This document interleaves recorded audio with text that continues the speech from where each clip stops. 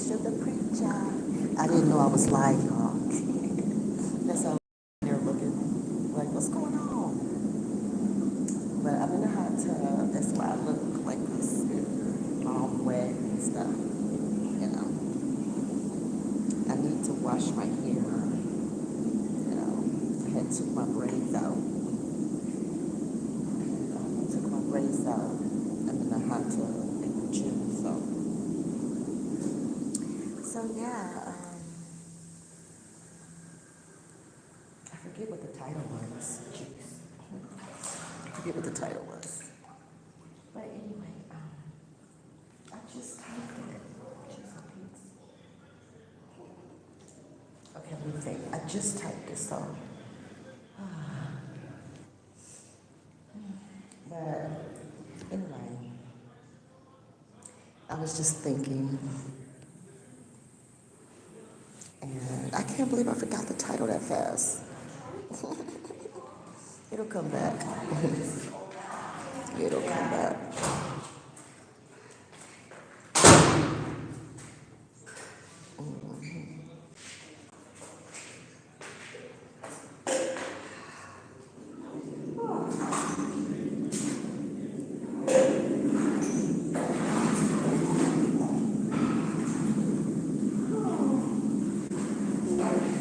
Very relaxing. It's been a long day. Yeah. It's so cold. What? Yeah, cold outside. I'm scared you just do that. I know, we gotta get used to it. This is warm compared to what we might get later. I think tomorrow we're supposed to snow and tomorrow night too. Oh, it's gonna snow. Like later, 4 o'clock, 5 o'clock, something like that.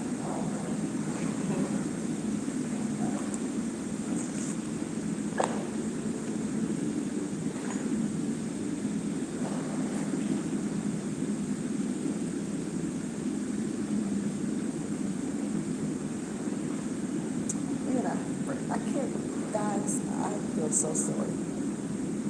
I can't believe that I forgot the title that quick. I just typed it. It's so crazy. There's so many things that might blame themselves.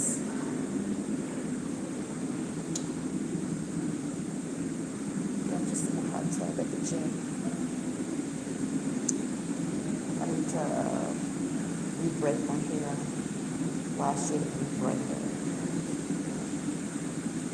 I mean, I literally just take it down, just take it down and actually re-break it. My hair is not locked. It's not locked.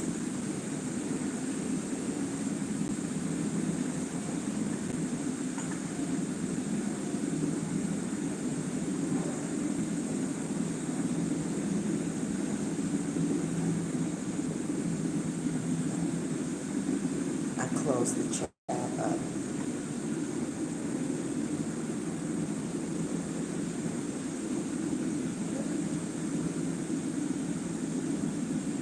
Yeah, I try to keep my skin steamed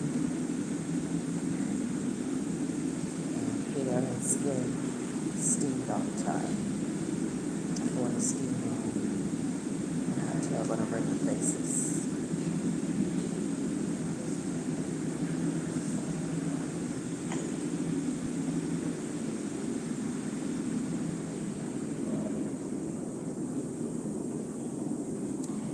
But going to the gym on a regular basis, it helps keep me relaxed. It helps keep me calm. It helps with my spiritual growth. It helps with my depression. I really haven't had any heavy depression in a long time. I have maybe bouts of depression every once in a while. But, I'm not in a relationship, so there's no one to stress me out.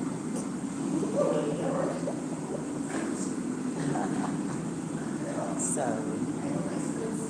if you don't have any relationships to stress you out, yeah. You won't be depressed. as much, But I've been managing depression my entire life, you know, on my own. I wasn't even diagnosed with it until 2011. 2011 was the first time I was diagnosed with depression. And, it's because of my marriage. My husband was leaving me. So it developed and overtook me. I mean, I've always managed it, but it was diagnosed 2011. It just overtook me. I was so disappointed in myself for letting myself be tricked in life. I let myself be tricked. So, one of the ways I manage all that is all these years, or at least, about 23 years. I've been going to the gym for about 23 years.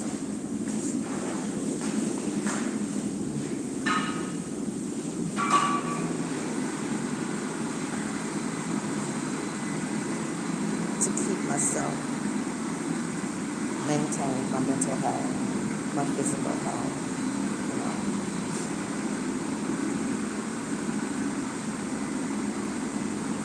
So like I say, I advise people to get married. I don't have a problem with men and women getting married or being together, staying together to raise kids. Because the kids gotta be raised. They gotta be raised. And I know there are a lot of mothers out there that believe that they are the best option for their child.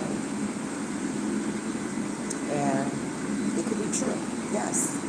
A lot of mothers are the best option for their child. But based on my experience as a child, I would say more mothers need to let their kids have access to their fathers. More mothers do. I don't think mothers do that much better than the dads. Now, of course, there are some really, really good mothers out there. Exceptional mothers. And they make other mothers look bad. You know what I'm saying? But for the most part, I don't see how dads just do so much worse than mothers. I mean, are there some bad dads out there? Yeah, there are some bad dads. But we mothers, we do good. We do our best. But kids need their fathers. Just like children must accept their mothers on their best and worst day, or on your mother's worst day, you have to accept it.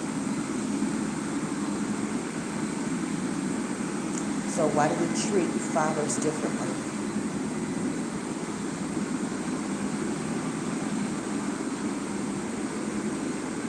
Children should have access to their fathers too, on their best and worst days. Now, worst days don't mean, like extreme crazy stuff. You know what I'm saying? Not extreme crazy stuff, guys. I mean, just regular bad days. Just regular time. So I really believe that based on my childhood experience, even though my dad had a lot of issues, he was an addict. He was an addict and, abusive and stuff, right?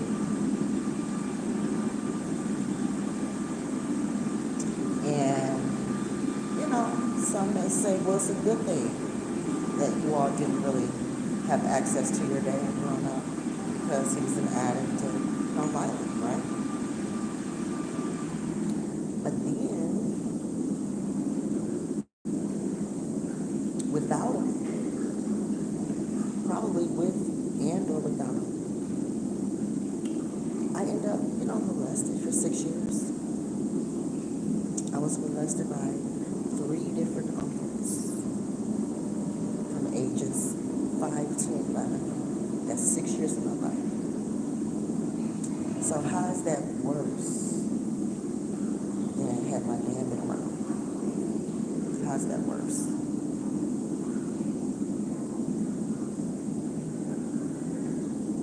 I'm just saying.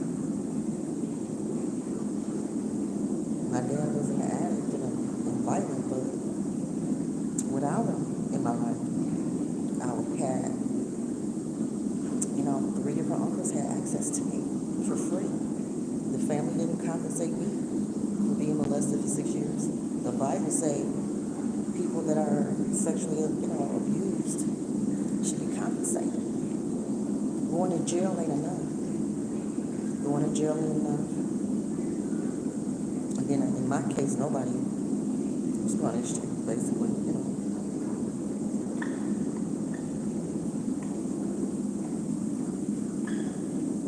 So I think we need to rethink this whole what a bad father is and what a good mother is. Unless a mother stay to herself, stay single,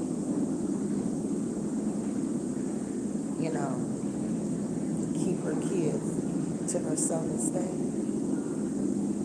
there's no guarantee that mom is always providing the best option. There's no guarantee. So in some cases, I think that the children should have access. Well, how about all cases? All cases, children should have access to their parents unless, extreme stuff happens. Like murder, something like that. Just extreme stuff, whatever that is. So I don't even know what the title was, guys. I forgot the title that fast. That was so crazy. Let me think about it. I said, okay, I had the little icon of the Bible there, and then I put give.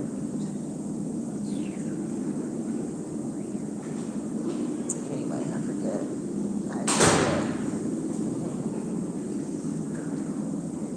And so I think that children should have access to both parents. Period. And I know it's painful when parents split up when the kids are small. It's painful, and then you have to do all the visitation and all that stuff. I went through that the first time. My first divorce. My kids were small, and they had to go back and forth with their father and me. So my daughters, they grew up with their dad. Okay? Whether good or bad, they were with their dad when it was visitation time. Every 2 weeks, holidays, summer, all of that. And yeah, he wasn't, he was a dad, okay? So when they would come back and say a little something here and there, I'd be like, what? Okay, so he got you driving? You only 11. 11-year-olds can't drive? But it was legal for kids to be with him, so I had to teach them how to drive. They had to drag their daddy around. So, but then my stepdaddy, he said when he started driving, he was like 5 or 6 or something. Down south. Down south, they drove early. But yeah, so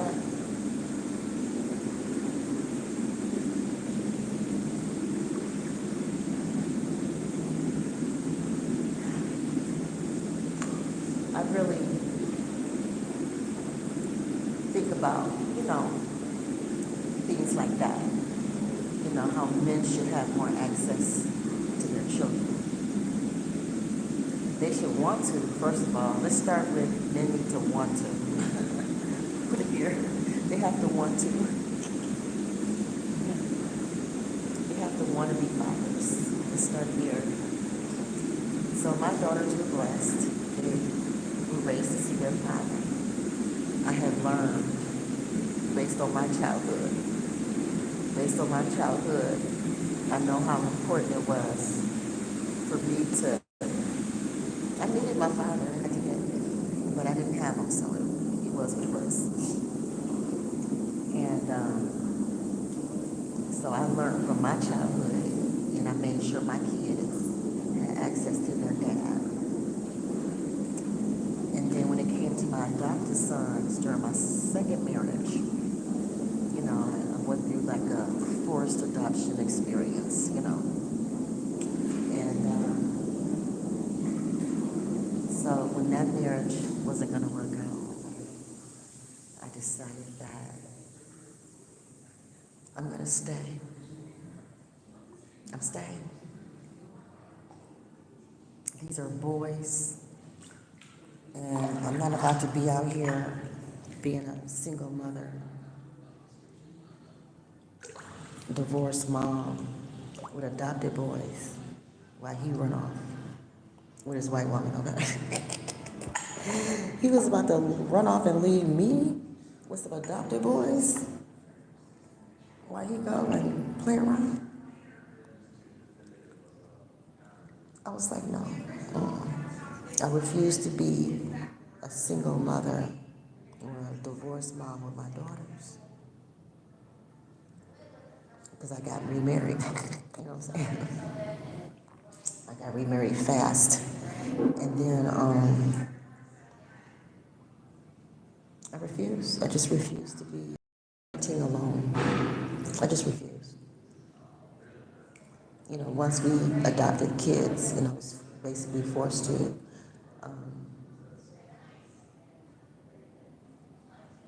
I said, no, I'm not going to do this by myself. You're not going to force me to do this and then, act like you don't want me and then leave me stuck with some adopted kids, some boy kids too. Oh. Yeah, I was going to stay. I stayed until he left, okay? And he didn't leave until that youngest adopted child was 21 years old. So,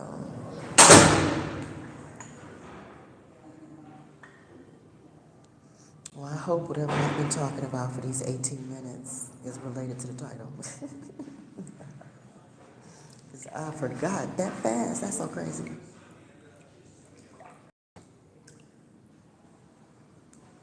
Yeah, so the main reason why I stayed after my husband made it clear he didn't want me is because the boys were like in middle school.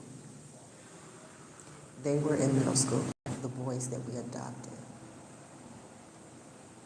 My girls were pretty much grown. One was grown on her own, and the other one was like, senior in high school or something. Junior, senior year of high school. So my girls were out the way. The only thing that was holding me back was the adopted kids. So really at the end of the day, my second husband, he left me. But he could have left a lot sooner had he not forced the adoption. Early in the marriage, way too early in the marriage.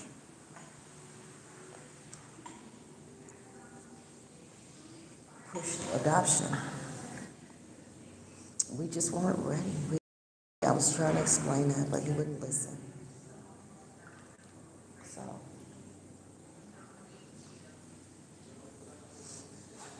I just think it's cruel when a man do that to a woman.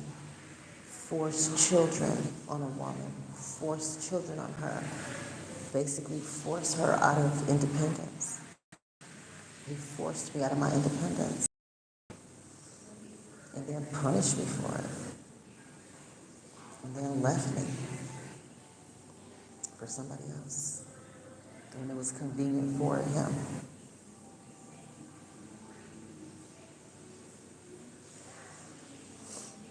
You know, on my end, I had to stay because, like I said, the adopted children were in middle school.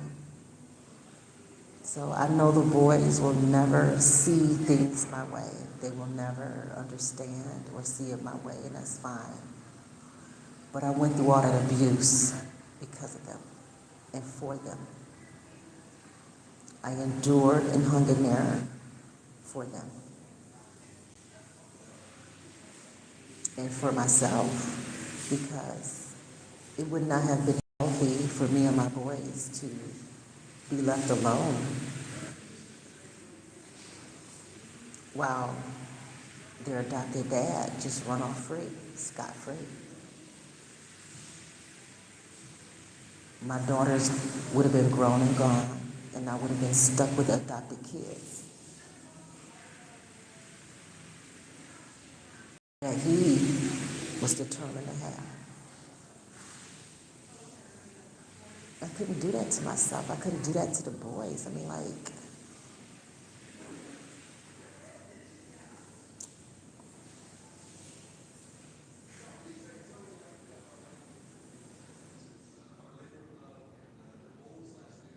I gave up my independence so that he could have kids. And then he turned those same kids against me. And I have to live the rest of my life knowing that I loved and raised two boys up until they were 21 and 22 years old. And then they just gone. It's like it never happened. It's like he and those boys were never there. It's like all that love and sacrifice was just free and gone.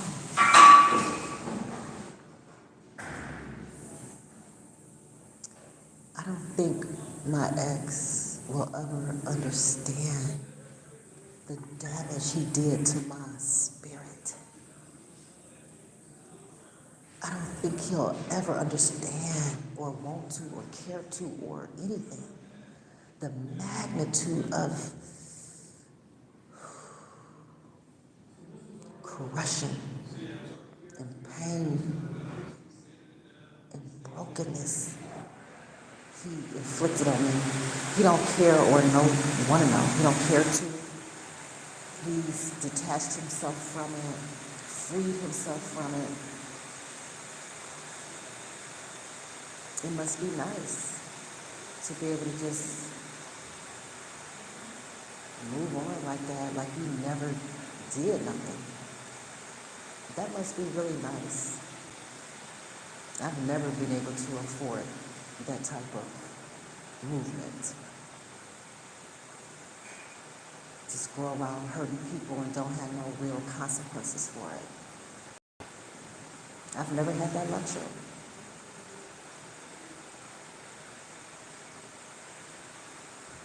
I don't want it. I don't want that because I'd rather, whether good or bad, I want my consequences to come quick, hopefully. Just get it over with, you know. I'm not into avoiding the consequences of my choices. That's not my goal in life. I want to be debt-free when I leave this place. Be lighthearted, light-minded. I want to be light so I can just leave here.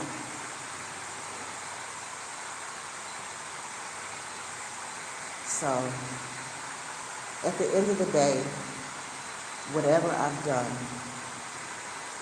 it for the Lord. There we go. That's it. Everything I've done in my life is for Most High.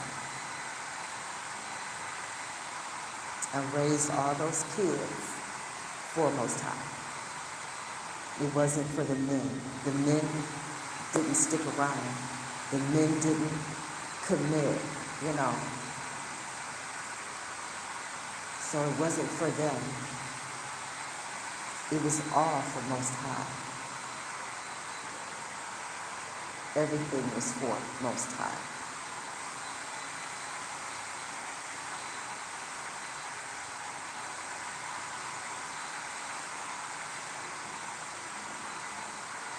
Yeah.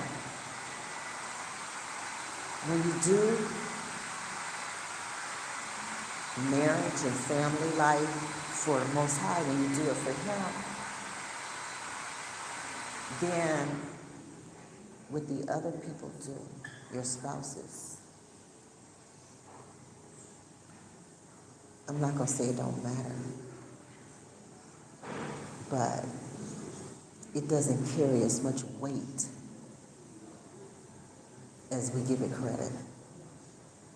Sometimes we give the enemy too much credit.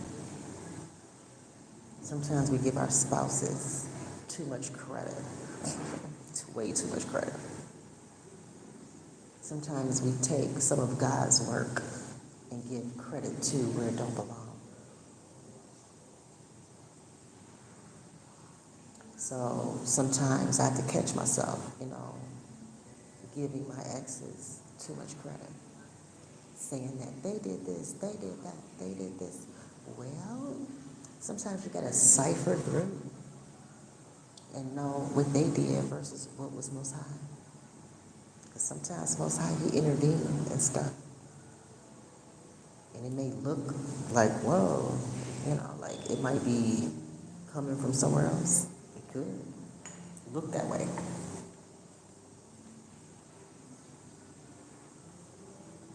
But everything I've done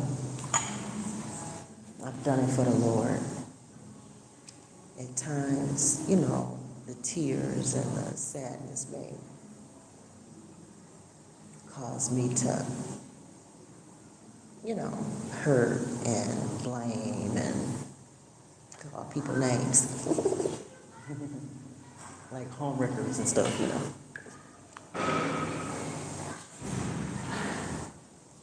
So, I gotta get out of here. I gotta go take my grandson to work.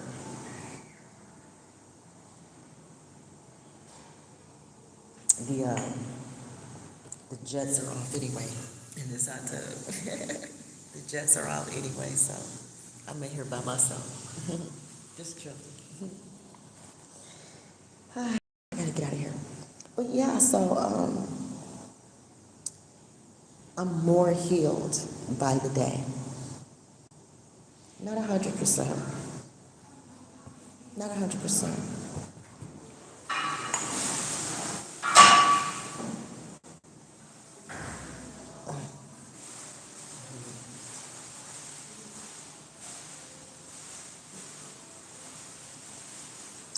But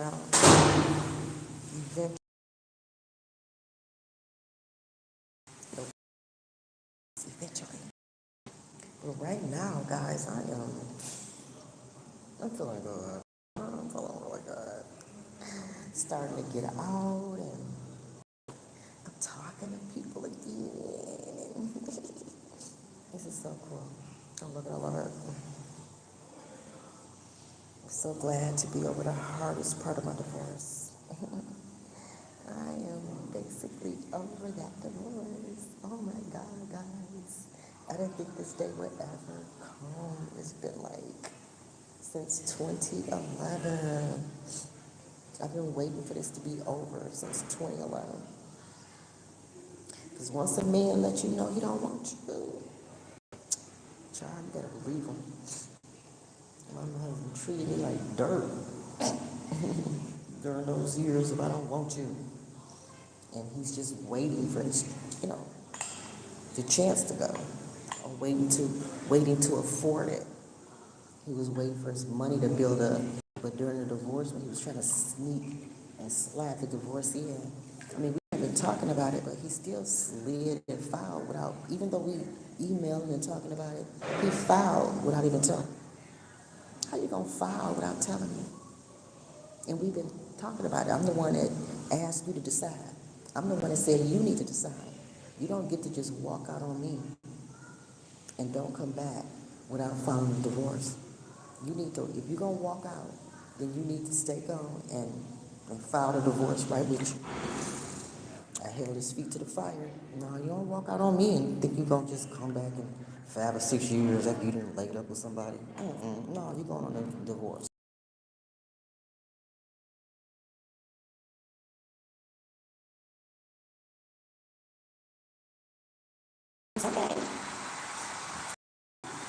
It didn't make no sense otherwise. But I didn't know. If you don't know, you don't know. And then it was like 2.5 years later, after he walked out, that's when I found out. So it's all good. I didn't, hey, when somebody go, let them. I ain't bad. All I said was, can I have a hug? Ask for a hug and he left. No, but to be all fairness though, when he left, he was a cancer patient. He was a cancer patient, y'all. So, when somebody's sick, you can't bother them. He was sick, let him go. Sick with cancer, went off with some other woman, let him go. I don't know when his last day gonna be. You know what I mean? He don't need to spend his last days unhappy with me. If he can find somebody to be happy with before he go, do it.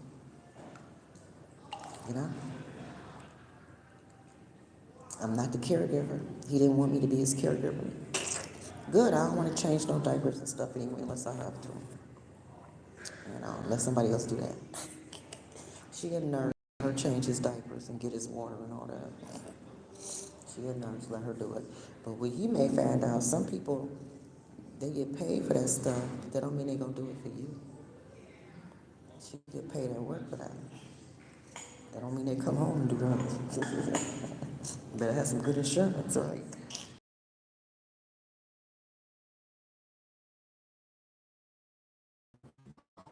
Yeah. And go pick up my grandson, take him to work. Do my thing and stuff. Keep on healing and meeting people but I just feel good as far as like I finally get to be independent and I might try to get like a little job where I can wear, fancy clothes. I want to wear, like pantsuits and I might do something like that, guys, for a couple years. Because I always wanted to be that, like, high career woman, nice apartment, nice car, have nice high paying job. I always wanted that, but I never got to do it. I never got to live that life. Never. I never got to have a career making money. I've only worked like part-time work my whole life. Part-time work. I was always a wife and mom and working part-time. So I never got to be that, like I have a PhD. So I've never been like some high-paying job so I can say, I'm Dr. Alicia this, Dr. Alicia that, at some college or at some, wherever PhD people do stuff at. I've never had that life. So a part of me is like, well,